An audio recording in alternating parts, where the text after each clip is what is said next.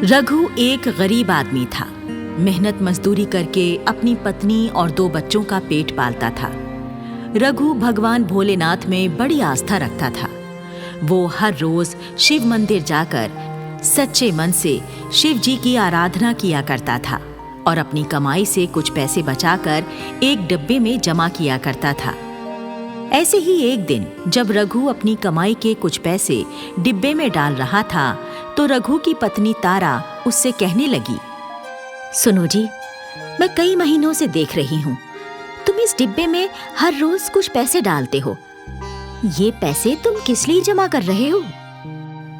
तारा, मैं कई सालों से भोलेनाथ बाबा की कांवड़ लाने का इच्छुक हूँ, लेकिन गरीबी के कारण मैं आज तक अपनी ये इच्छा पूरी नहीं कर सका। अब मैं ये पैसे जमा कर रहा हूँ ताकि सावन माह आते ही मैं भी कांवड़ ला सकूं। अरे वाह, ये तो आप बहुत ही अच्छा काम कर रहे हो जी। आप कांवड़ ले आओगे तो शंकर जी हमसे प्रसन्न हो जाएंगे। मैं भी तो यही चाहता हूँ तारा, मेरी भक्ति से मेरे शिव जी प्रसन्न हो जाएं और वो मेरे परिवार पर अपनी कृपा करते हैं। उसके बाद रघु मजदूरी का काम ढूंढने के लिए घर से निकल पड़ा। कुछ दिन ऐसे ही बीत गए। फिर एक दिन की बात है जब रघु एक चबूतरे पर बैठा हुआ कुछ सोच रहा था। हे मेरे भोले भंडारी, आज मेरे बच्चों ने मिठाई लाने की फरमाइश की थी मुझसे, लेकिन आज तो मुझे कोई काम ही नहीं मिला।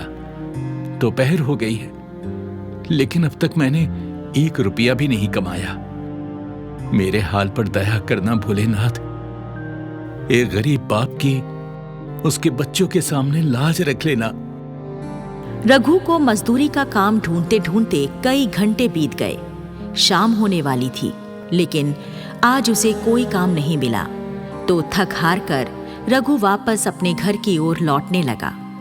रघु चलते चलते शिव का नाम जप रहा था। हर हर शंभू हर हर महादेव, हर हर शंभू हर हर महादेव, हर हर शंभू हर हर महादेव। रघु अभी कुछ ही दूर पहुंचा था कि उसने सामने एक ट्रक को खड़ा पाया जिसमें घरेलू सामान लदा हुआ था और एक सूट बूट पहने हुए आदमी ट्रक के पास खड़ा हुआ था। वो आदमी रघु को रोक कर कहने लगा, ए, बात सुनो, मुझे इस ट्रक से सामान उतार कर घर के अंदर रखवाना है, लेकिन इस समय कोई मजदूर नहीं मिल रहा है। मैं इस काम के तुम्हें 1000 रुपए दे दूंगा। हाँ बाबूजी, मैं आपका सामान इस ट्रक से उतार कर घर के अंदर रख दूंगा। और फिर रघु ट्रक से सामान उतार कर घर के अंदर पहुंचाने लगा। 2-3 घंटों की कड़ी मेहनत करने के बाद रघु सारा सामान घर के अंदर पहुंचा देता है और सामान का मालिक रघु को मजदूरी के 1000 रुपए देता है। रघु रुपए मिलने पर भगवान को धन्यवाद देता है। हे भोले शंकर, हे नीलकंठ महाराज, आपने मेरी प्रार्थना सुनकर मुझे मजदूरी दिलवा दी। आपका बहुत बहुत धन्यवाद, आपका बहुत धन्यवाद भगवान। रघु पैसे लेकर मिठाई की दुकान पर आया और 100 रुपए की मिठाई खरीदी और फिर अपने घर की तरफ चल पड़ा। रघु कुछ सोच रहा था। इन 900 रुपयों में से 400 रुपयों का राशन लाकर घर में रख दूंगा और बाकी बचे 500 रुपए अपने डिब्बे में डाल दूंगा। वो मेरे कांवड़ लाने के समय काम आएंगे। रघु हिसाब किताब लगाता हुआ जा ही रहा था कि उसे रास्ते में एक लड़का रोता हुआ मिला। रघु उससे पूछने लगा, क्या हुआ बेटा, क्या हुआ? तुम रो क्यों रहे हो? मेरी माँ की तबीयत बहुत खराब है और मेरे पास माँ की दवा के लिए पैसे नहीं है। बिना इलाज के मेरी माँ मर जाएगी। तुम्हारे पिताजी कहाँ हैं बेटा? मेरे पिताजी अब इस दुनिया में नहीं है। मेरी माँ के सिवा और कोई मेरा नहीं है इस दुनिया में। हे भोलेनाथ, इस बच्चे की माँ पर दया करना। अब बेटे ये लो, ये 900 रुपए हैं मेरे पास, इन्हें तुम ले लो और अपनी माँ को अच्छे से डॉक्टर को दिखाओ। जाओ बेटा जाओ। रघु बच्चे को अपने सारे रुपए दे देता है। बच्चा रुपए लेकर वहां से चला जाता है। फिर रघु भी अपने घर की तरफ चल पड़ा। ऐसे ही 2 महीने बीत गए और सावन का महीना आ गया। रघु अपनी बचत के पैसों वाला डिब्बा खोलकर सारे पैसे निकाल लेता है और बाजार जाता है। बाजार से रघु एक जोड़ी भगवा रंग के कपड़े और कांवड़ व गंगाजल लाने के लिए 2 प्लास्टिक की केन खरीद लेता है।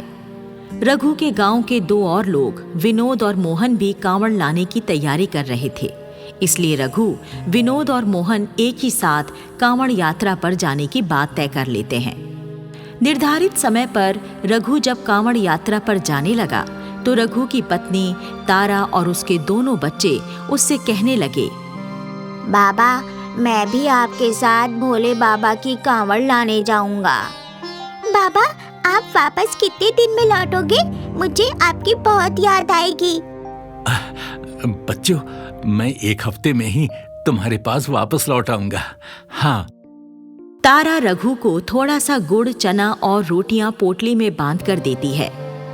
सुनो जी, रास्ते में तुम्हें भूख लगेगी तो ये रोटी और गुड़ चना खा लेना।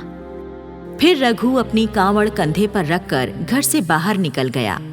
घर के बाहर ही रघु को विनोद और मोहन भी खड़े हुए मिल गए। तीनों लोग मिलकर बम बोले बम बम गाते हुए कांवड़ यात्रा के लिए चल पड़े। 1 रात और 1 दिन की यात्रा करने के बाद तीनों यात्री एक जंगल से गुजरते हैं और थोड़ा सुस्ताने के लिए एक पेड़ के नीचे बैठ जाते हैं।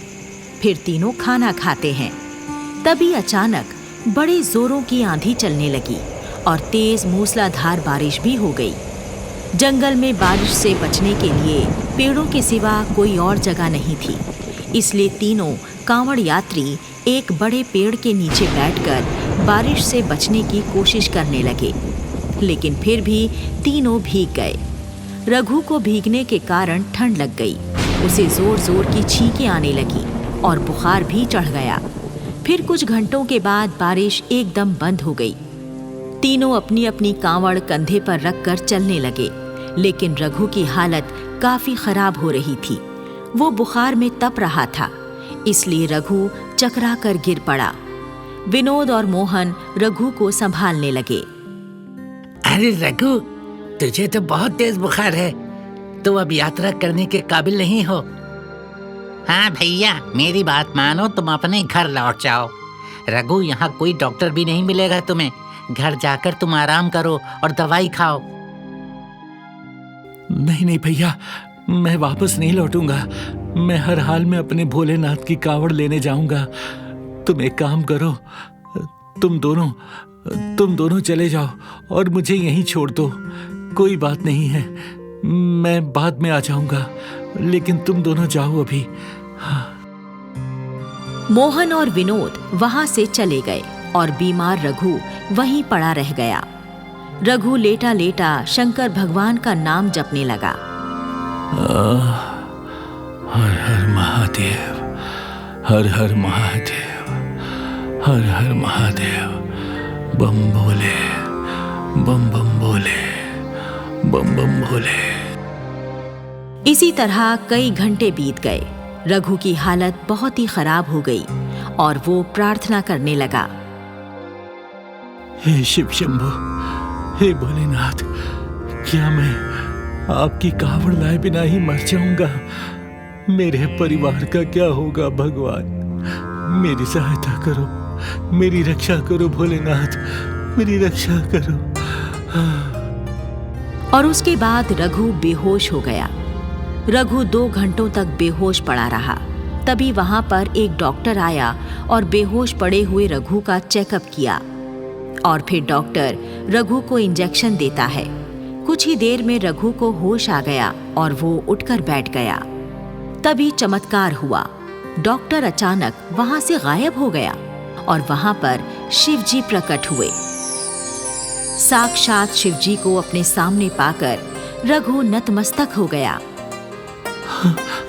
हे भोलेनाथ, आपने मुझ गरीब को साक्षात दर्शन देकर मेरा जीवन सफल कर दिया। मैं धन्य हो गया प्रभु, मैं धन्य हो गया, मैं धन्य हो गया प्रभु। रघु, तुम अपनी परीक्षा में पास हो गए हो। मैं तुम्हारी निस्वार्थ भक्ति और अपने प्रति श्रद्धा देखकर बहुत प्रसन्न हूं। मेरे होते हुए तुम्हें कोई कष्ट नहीं सता सकता। शिवजी अपनी शक्ति से रघु को बिल्कुल ठीक कर देते हैं और कहते हैं, रघु, तुम मेरे अनंत भक्त हो। मैं तुम्हें वरदान देता हूं, तुम जब तक जीवित रहोगे तुम्हें और तुम्हारे परिवार को कोई कष्ट नहीं रहेगा। तुम्हारा घर धन और अन्न से भरा रहेगा। अब तुम जाओ और अपना कर्तव्य पूरा करो। मेरी कृपा सदा तुम पर बनी रहेगी। शिवजी रघु को आशीर्वाद देकर अंतर्ध्यान हो गए और रघु अपनी कांवड़ को अपने कंधों पर रखकर बोले बम बम पुकारता हुआ खुशी खुशी गंगा जी की ओर चल पड़ा। इस कहानी से हमें यही सीख मिलती है, जो भगवान की सच्ची आराधना करते हैं, मुसीबत के समय भगवान उनकी सहायता करने खुद चले आते हैं। इसलिए हम सभी को अपने आराध्य की सदा सच्चे मन से आराधना करनी चाहिए।